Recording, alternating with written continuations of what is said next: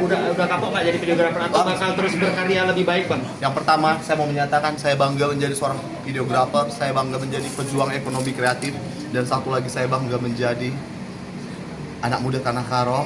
Saya akan tetap mempromosikan daerah saya, tanah kelahiran saya, Kabupaten Karo.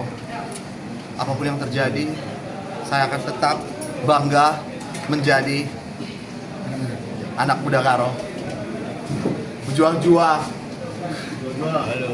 Jadi Pak Amsal, terkabul kayaknya pledoi kita ya. Berilah aku mulih katanya kemarin kan? Ya benar, sesuai dengan pledoi saya. Itu bahasa Karo.